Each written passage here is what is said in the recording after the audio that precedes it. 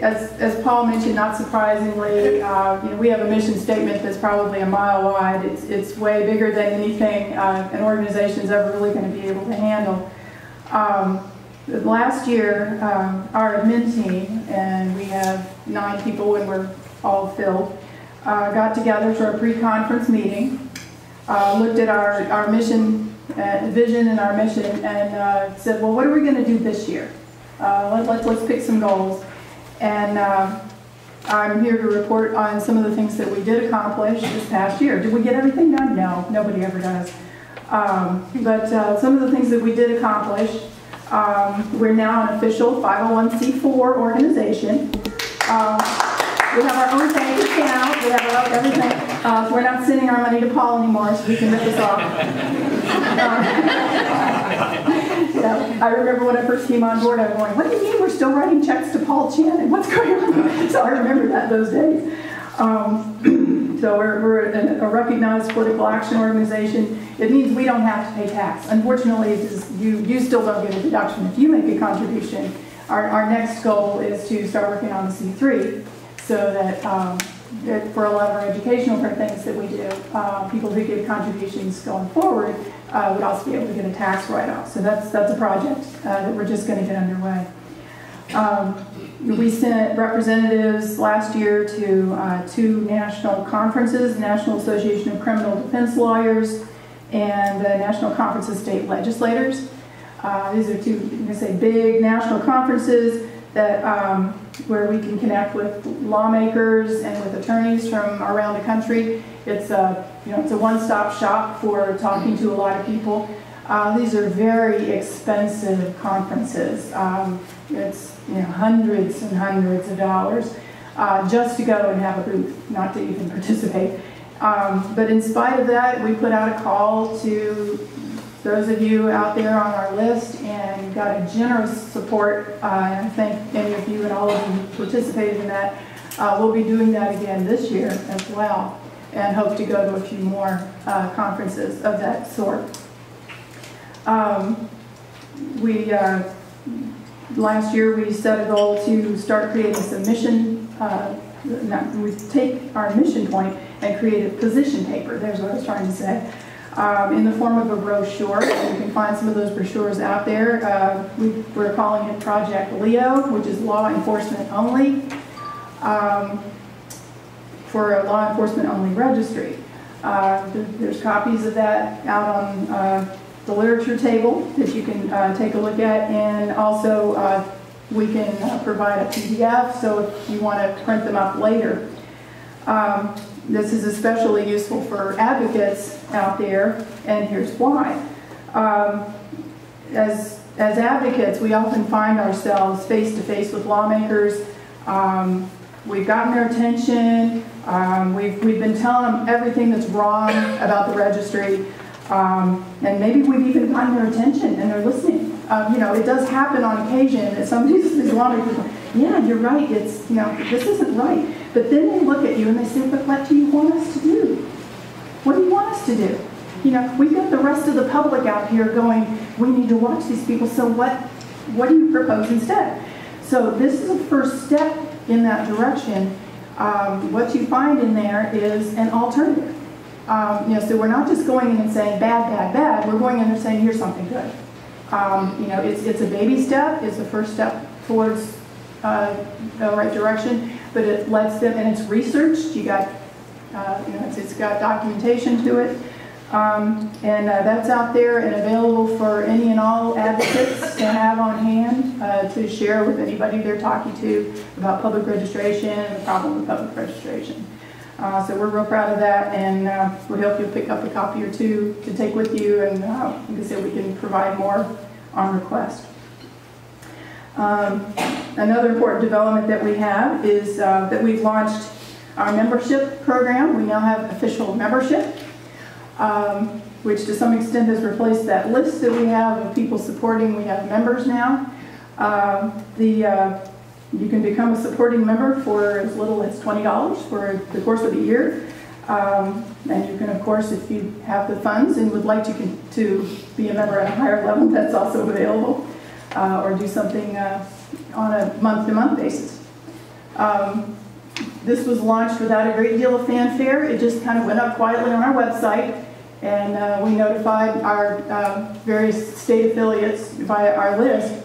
But in spite of the kind of quiet launch, we've been averaging about at least a person a day pretty much since we launched. So it's growing daily, and we'll be pushing that a little more as we go along. How many people do we have here who are now members of RSOL, card-carrying members? Not bad, not bad for such a short period of time. I hope next year we'll have a whole lot more. And I'll tell you now, if you missed it before, next year we'll be pushing it a little better. That members get a discount on this conference. So and that itself will pay for your membership. So be sure you go and join up. And another thing that we have now already is having joined, there's a forum. A member-only forum, and we hope to have some member-only content going forward. Our communications committee continues to stay very busy. We've been busy writing press releases, speaking with media, taking care of current events like the one Paul mentioned. I got a call, Mary Sue did. We field questions from media all the time. And we've started a Twitter account this year. We have a Facebook account, and we're continuing to try to learn how to make better leveraging of all of those things as we go along. So we're getting into the 21st century. Paul mentioned our monthly digest. It's going out. We have about 1,600 people that get that via email. We have about another 5 or how many hundreds was it that Sandy said yesterday? 500. Yeah, about 500 going out via Core Links, which if you're not familiar with Core Links, it's kind of an email program for federal inmates. That's really exploded. I was very surprised yesterday to find out how many people had been added to that. So that's an email distribution that goes to people on the inside. And about another 300 or so, another 500 or so, I believe it was, going out via snail mail still to the other inmates around the country. And along that vein, another feature that's been added to the digest this year has been that there's a group of inmates at one particular location. They've kind of banded together and are actually contributing to the digest. They call themselves the Insiders, and they've been providing content for the last several months for the digest, for special information about on the inside, what you do when you get out. So it's been an extra bonus for us to get some help from them. And they're so happy to be involved, even though they're not out yet, to get involved and help. Funds for our legal project have continued to grow over this past year. The goal with our legal fund has been to watch for already in progress cases that could have significant impact for a large number of registered citizens. And we're watching for that and then looking for a way to help out with those existing cases. And please take note, what I'm saying is helping with a case. We're not at all equipped for doing a case, launching a case of our own, or for helping individual cases. We're just not set up for that. But we are watching for ways to support ongoing litigation where we see it's going to have a major impact. And I do want to share, Paul's been talking to some of you all individually. I will share one very, I think, very powerful and successful effort that we were involved with this past year, which is just now coming to fruition, is actually out of my own home state in Maryland. Back in 2012, RSOL, through my state organization, helped to gather affidavits that were used in an amicus brief. Amicus means friend of the court. That was given along to a ex post facto case that was being heard in Maryland at the time. And the Court of Appeals actually did quote some of the materials that we provided in that amicus brief. And when that ruling came out last year, it's been over a year ago now, our Maryland court announced that the Maryland's registry was in fact punitive. And that is key. You know, you and I, you know, we go, yeah, of course it's punitive. I mean, you know, tell us something we didn't know. But legally speaking, that has to be established before you can go on and say it's ex post facto punishment. And so it's really significant that we got this ruling in Maryland. The ruling applied at the time only to Mr. Duff. And, you know, it didn't they didn't say anything about anybody else. The state, of course, being the state at that time, said, well, I mean, they dragged their feet. They didn't even want to take dough off. It took, in the end, the attorney, again, with our help, actually had to file what amounted to a contempt of court charge to say, look, you've got a ruling, you need to take them off. Larry Neely, who's our contact with the legal project, was working very closely with the attorney and made sure that we had the wording just so in that request that, yes, he needs to come off, and he needs to come off of all databases. Okay, we're not done. Just the state, all databases. And we made sure that was very clear, and or you're going to be in contempt. So the state took him off. They still, of course, refused to take anybody else off. And there was nothing more to be done with that. But the state was still not happy that they even had to take dough off. So they went back for another bite at the apple. So they went back to the Court of Appeals, which is our Supreme Court, and said, well, we want to double check because we think that because the federal law is out there, that guy should really have to stay on.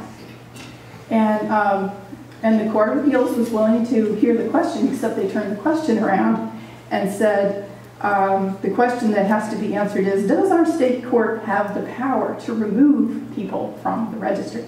Does our state court have the right to remove people from the registry? The attorney was going, oh my God, what did we do? They brought in the federal question, you know, I'm ready to pull my hair out, but what do I do? And Larry said, hey, this is great, this is perfect. So he worked with her on this, and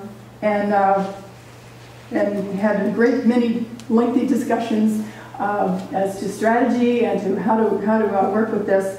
And when our day in court came around again, I forget how many months ago that was now, we heard a whole lot of that strategy come out in her argument. And just last month, the Court of Appeals issued a newer and much stronger ruling.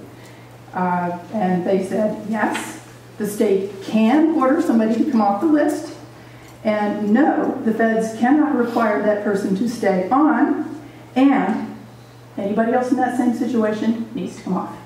Yeah. Wow.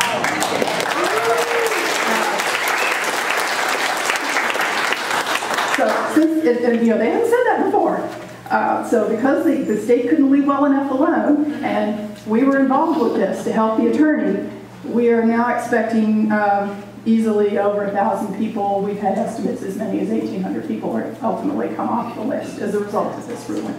So,